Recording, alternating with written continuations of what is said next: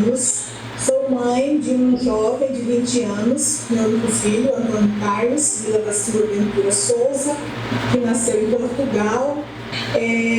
Na época em que eu vivi em Portugal por conta dos estudos de doutorado, depois de pós-doutoramento. Eu sou filha de Tereza Vila da Silva, uma dona de casa, e José Niceto da Silva, já falecido. Meu pai trabalhava na prefeitura de Corumbá. Nós éramos 8 irmãos, 4 meninas, 4 rapazes, e nós sempre tivemos uma infância muito unida, uma família muito unida e de muita alegria. Nós fizemos o que as crianças normais nessa idade fazem: brincar na rua, tomar banho de rio. Sempre moramos em Corumbá, então nós temos o Rio Paraguai, tínhamos a Cacimba da Saúde, depois o balneário de Maria Ledo, Maria Coelho, que é próximo a Corumbá, 30 quilômetros, que a gente ia de trem naquela época, pra gente era uma festa, algo bonito de poder pegar o trem e passar o dia lá no balneário de Maria Coelho, Iracema, Menque, Lago Azul, e voltávamos ao final da tarde quando o trem passava de volta vindo de Campo Grande. Então, a nossa infância ocorreu assim. Depois todos estudamos, meus pais sempre viram muita questão, que nós estudássemos, e estudamos sempre em escolas públicas, escolas oficiais do Estado, tanto do município como da rede estadual. Eu, nomeadamente, estudei sempre em escola do Estado, eu e meus irmãos. Meus pais sempre nos incentivaram a ler. Meu pai lia muito pouco, e a minha mãe é quem lia mais em casa, mas o meu pai contava muitas histórias. Então, isso ajudava também a gente a desenvolver esse senso de ouvinte. Então, a gente ouvia muito o meu pai relatar as histórias da fazenda, da vivência dele, e minha mãe lia. E eles nos faziam ler o que a gente estava lendo na escola. Então isso era muito legal, porque a gente tinha que dar um retorno de certa forma, e aquilo não era feito de forma a nos pressionar, mas de forma a participar da nossa vida de estudante, das novidades que nós íamos adquirindo, aprendendo esse conhecimento todo com a frequência à escola. Eu, portanto, lia muito os clássicos, lia aquilo que a escola pedia, para além dos livros didáticos em casa e das histórias que ouvíamos e dos livros outros que líamos. Eu lia José de Alencar, a Luiz de Azevedo, Machado de Assis. Nós líamos daqueles livros tradicionais que a escola pedia, para análise literária. Naquela época do vestibular, por exemplo, nós tínhamos que ler 10 obras. Nossa, a gente não tinha lido uma daquela. Durante o percurso escolar, nós tínhamos que acrescentar mais aquelas leituras, por conta do vestibular da UFMS. E nós almejávamos era uma universidade de qualidade, uma universidade pública, e que tivesse um campus na nossa cidade. Eu terminei o segundo grau, portanto, eu fui fazer o curso de letras. Eu já estava totalmente inclinada para essa área, do estudo da linguagem, das leituras, que são essa trajetória. E ao concluir o ensino da universidade, eu fiz curso de letras português e inglês, eu fui fazer o mestrado em Assis. Então foi também para mim, eu tive que sair da minha cidade, morar fora, morei em república, tinha condições de ter um apartamento, um lugar só meu, então dividi com outros 5. Havia tempo que na nossa república tinha 7 pessoas, 8 pessoas, era uma festa, mais cachorro, Então assim, era mesmo muito diversificado também nesse momento.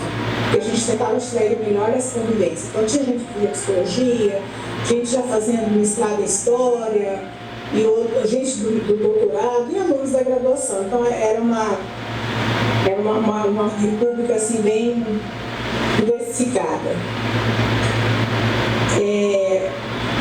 Eu depois de terminar o ensino médio, o curso de mestrado na Unesp de Assis, eu fiz o concurso para o docente da UFMS na área de letras. Assumi o meu concurso no antigo Centro Universitário de Dourados em 1997, atual UFGD. Então, estive lá em Dourados, depois voltei para Corumbá, numa remoção, em que a prioridade naquele momento era a saúde do meu pai, né? Depois ele veio a falecer após 6 meses que eu já estava perto dele em Corumbá. Então pude dar uma assistência para ele nos últimos meses de sobrevida e estive junto com ele, isso foi muito importante. Dentro da após esse mestrado, após o curso, e eu tendo voltado para Corumbá, eu já estava fazendo doutorado, né, na mesma universidade, Unesp de Assis. O meu orientador, que havia sido meu orientador no mestrado, já estava avançando essa pesquisa em relação às características linguísticas do corumbaense. Durante o doutorado, eu tinha uma parte histórica para fazer, né, da origem dessa pronúncia do sotaque do corumbaense. E aí, então, eu fui para Portugal, para a Universidade de Coimbra, na cidade de Coimbra, por um investimento da CAPES, né, que a CAPES é a Comissão de Pessoal de Nível Superior, por um investimento da CAPES que concedia bolsa a estudantes de doutorado no processo que chamava doutorado sanduíche. Então a gente fazia, nós éramos baseados no Brasil, numa instituição, e desenvolvíamos uma parte do estudo, da pesquisa importante para o doutorado, mas que tinha que ser feito em loco, né? Lá na universidade, lá no país. Então isso constava do projeto. E então eu fui, em 2000, fui para Portugal. Eu nunca tinha ido para a Europa, né? Eu já tinha visitado aqui a Bolívia, perto, Santa Cruz, mas eu não tinha, o Paraguai, não tinha ainda atravessado o Atlântico, digamos. E aí, né, por meio do estudo, por meio dessa oportunidade da universidade pública, né, e toda a minha trajetória foi em instituição pública, eu fui para Portugal para desenvolver parte dessa pesquisa. No retorno, fiquei, né, reassumi minhas funções de docente do campus de Pantanal e nunca mais saí daqui, né? Então, a conclusão do doutorado, que foi em 2003, me motivou a, então, publicar a minha pesquisa, que é um tema muito curioso, até aqui para os corumbaenses, como para outros sul-docentes, a nossa pronúncia, né, o nosso sotaque. Então, isso motivou a publicar o livro, né, resumido, com a pesquisa do doutorado que tratou desse tema. Eu acho que o livro tem uma linguagem tranquila, tem uma parte técnica, claro, que são as tabelas, são os dados numéricos, né, que a gente fala que é a sociolinguística quantitativa, né, comprova aí qual pronúncia percebe-se mais aqui na região. Então, é a parte que a gente divide pela linguagem da mulher, do homem, e aí por faixa etária, né, criança, jovem, adulto e idoso. E também quando a gente divide por profissão que a pessoa ocupa. Então, tudo isso é mensurado no livro, para se chegar a qual pronúncia do S é a quantitativamente maior, mais expressiva na região. E depois também aplicamos um teste que avalia subjetivamente a qualidade e o tipo da pronúncia que teria mais prestígio para os próprios corumbaenses. Então isso tudo vem no livro já, foi uma motivação muito importante para a gente ter isso como registro, proporcionar esse conhecimento para Corumbá, para a universidade, para os futuros alunos, para os alunos, porque isso se faz assim em instituições públicas, né? Você acha que tem que dar um retorno, de qualquer forma, e da melhor forma possível, dentro daquilo que você estuda, do investimento que a própria instituição fez em você, que o governo fez, te proporcionando estudar fora do país. Então, a gente tem que dar retorno, e o retorno é o comprovativo da nossa pesquisa, dos nossos estudos. Dentro desse setor cultural, da nossa comunidade de Corumbá, eu faço parte do setor, que chama setor literário, né? Atuo nesses segmentos, participo ativamente, participo aqui já desde 2014, por exemplo, do nosso carnaval, como comentarista, por meio da Rádio Transamérica, agora Transhits. Nós temos uma equipe que se chama Equipe Transfolia. Então, nós passamos toda a narrativa, né, do evento, da passarela do samba, para aqueles que estão em casa ou estão em outro lugar, né, que não puderam ir até a avenida assistir o desfile. A gente passa tudo que está acontecendo, todos os comentários. Então, essa equipe também está bem consolidada. Então, é uma forma de conhecermos os barracões, os carnavalescos, as agremiações e como isso tudo gira, né, em torno do setor cultural da cidade, e que envolve toda uma estrutura socioeconômica e do setor da hotelaria, do setor de barcos, né, de turistas, porque há um fluxo muito grande durante essa época do carnaval, envolve a rede de restaurantes da cidade e todos aqueles muitos empregados funcionais, assim, aqueles eventuais, né, informais nesse período.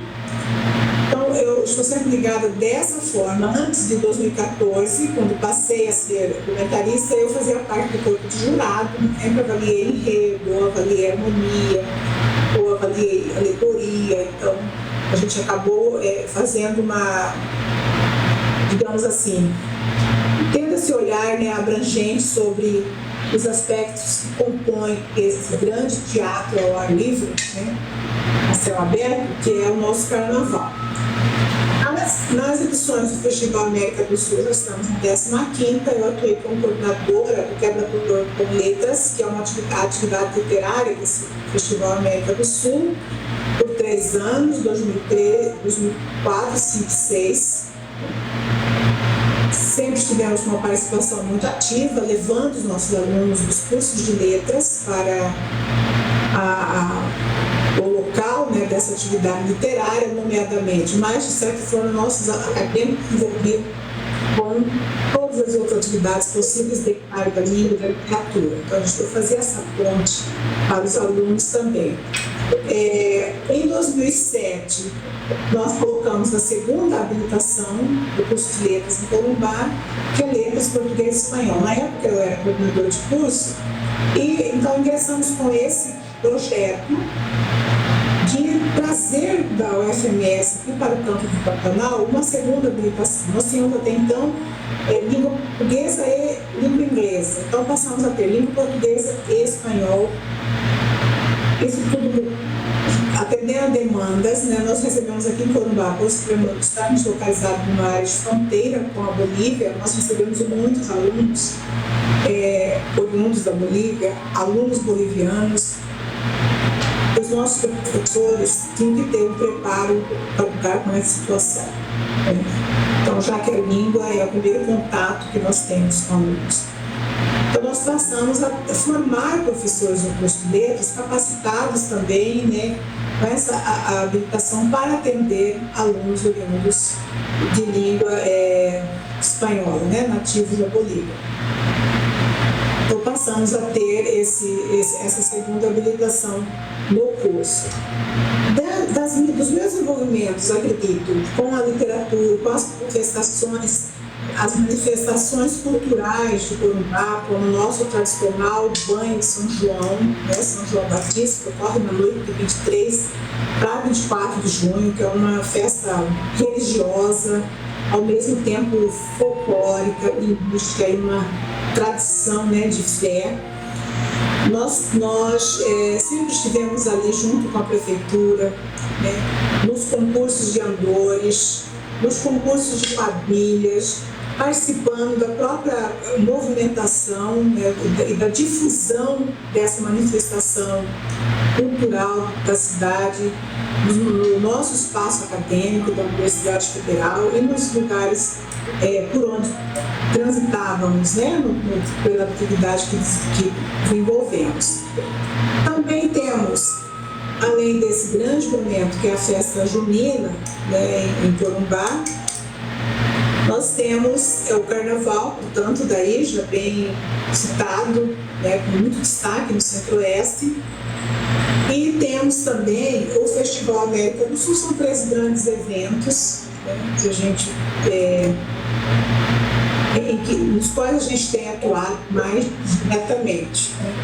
Eu acredito que desse envolvimento todo, né, eu recebi indicada para receber o prêmio cultural, né, o prêmio na área de cultura, chama Prêmio Mulher Heloísa Uth.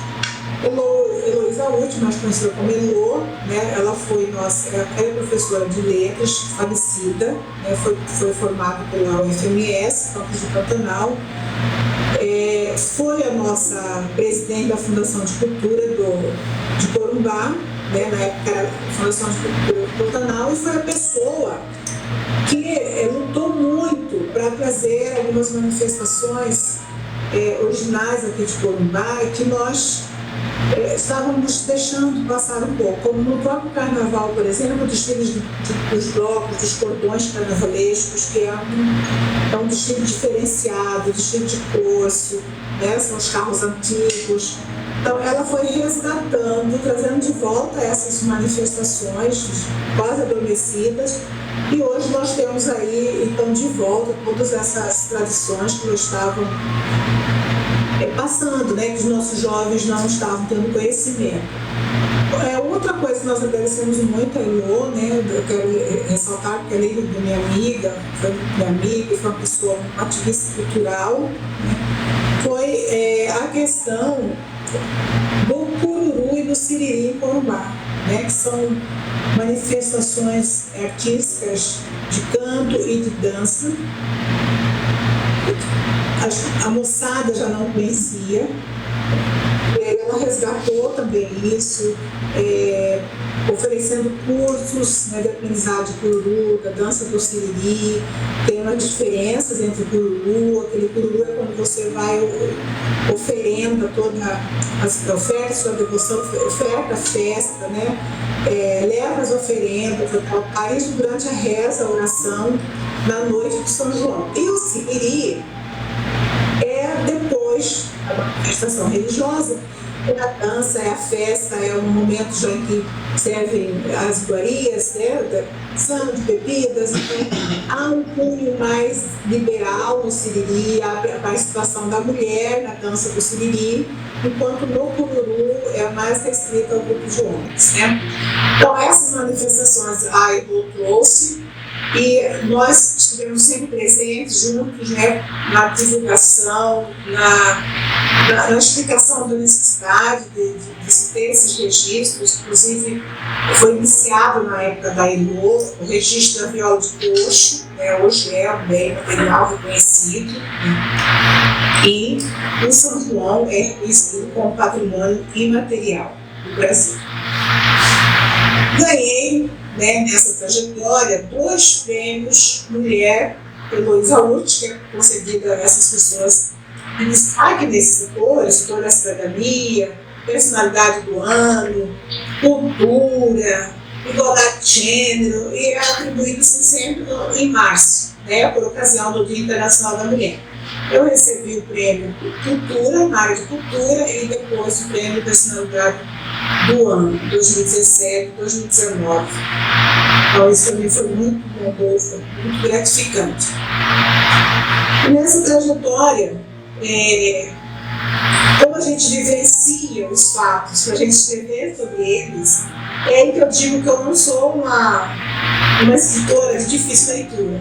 Eu penso que as pessoas se reconhecem, identificam, porque gira em torno da polícia regional, como a linguagem dos pescadores, de Corumbá, o produto do Congresso Internacional, que é essa obra aqui que a gente organizou, que foi o primeiro Congresso Internacional Brasil, Paraguai e Bolívia, que nós temos, então, trabalhos, né, dos pesquisadores que estiveram aqui presentes.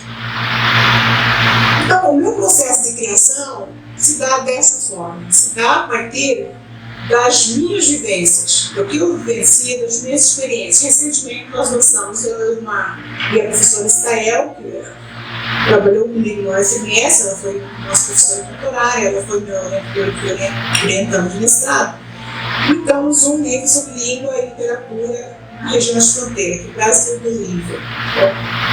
Trouxemos para essa obra, né, análises da linguagem de Manuel de Barros, né, de Augusto César Proenhas, Lobo Matos. Então, trouxemos tanto de escritores de Corumbá, né, desta fronteira, e de escritores também da Bolívia. Então, tentamos verificar, por exemplo, como eles descrevem e como é que eles definem, né, o índio, por exemplo, o índio na literatura do Brasil e o índio na literatura da Bolívia. Será que eles têm papéis diferentes? Qual foi a função do índio?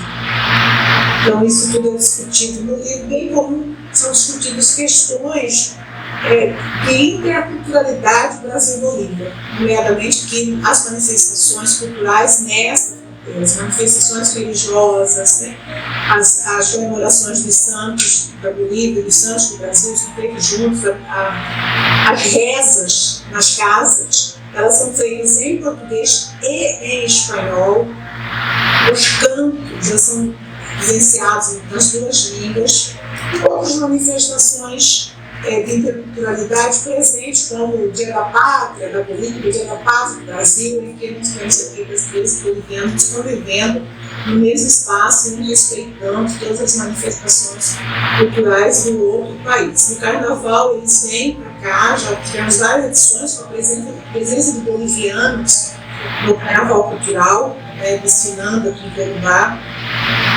Então, isso tudo é matéria-prima, né, para que eu possa escrever tanto na minha coluna Coisas da Língua e essas influências, né, linguísticas do espanhol sobre o português e vice-versa, e o que ocorre em criação e variação de palavras do português, que sofre variação em função dessa vivência, e que vão para a sala de aula, e que vão para o espaço escolar. É por isso que nossos professores têm que ter esse olhar também mais abrangente para lidar com situações de bilinguismo, como ocorrem aqui nesta fronteira e nas escolas da fronteira. Olha, eu escrevo como toda pessoa que escreve, a gente escreve com essa preocupação de alguém nos ler. Então, eu acho que você escreve para um leitor ou para muitos leitores. E para um público deformado. Então, eu tenho público de alunos, público de alunos que estão se formando para os professores, ex-alunos que já atuam. Então, eu acho que a gente... E leitores. Recentemente, eu recebi um e-mail da Alemanha de uma leitora pesquisando sobre estudos linguísticos, se deparou com um artigo meu publicado no jornal, que era a diferença entre a competência linguística, que é o seu conhecimento gramatical da língua, e a competência comunicativa, que é a adequação que você faz do conhecimento linguístico para os diferentes contextos de comunicação em que você se encontra com diferentes interlocutores, né? Quem é o meu receptor. Então, esse e-mail foi muito grato, veio via jornal, né, chegou até mim. Então, a gente é lindo, a gente não sabe por quê, por quantas pessoas, de onde, mas a gente sempre tem alguém que nos lê, isso é muito importante, é bom saber isso, né, que a gente escreve e tem esse retorno. Eu acho que eu diria para quem está começando a escrever agora, Primeiro, escrever com sinceridade, né? Escrever as suas interpretações dos temas abordados, né? E citar as outras leituras que embasaram, né, a sua análise sobre aquele tema. Então, os outros escritores, o seu conhecimento anterior. Então, é muito interessante. Primeiro, escrever de coração, com espontaneidade, né, com simplicidade, até, eu diria, a linguagem, quanto mais fluida, mais fácil de compreensão. E essa experiência vem no jornal, porque eu quis usar uma linguagem bem acessível, né, no jornal, porque o texto jornalístico é diferente de um livro que você escreve para um público direcionado. Então, saber quem é seu interlocutor, a base, né, do seu leitor para aquela obra, mas lembrar que seu leitor não estará perto de você, às vezes não terá acesso para dirimir algumas dúvidas, então você tem que se colocar no lugar dele também, para ele compreender aquilo que você está escrevendo. É o princípio base, né, de quem quer escrever. Ter um conhecimento mínimo e comprovado daquilo que você vai escrever, né? E escrever com espontaneidade de coração, se colocando no lugar também do seu leitor. Era essa minha mensagem que eu tinha para dizer para vocês. Eu não sei que tempo vocês vão me conhecer por meio desse vídeo, mas eu quero aqui deixar o meu grande abraço a todos vocês.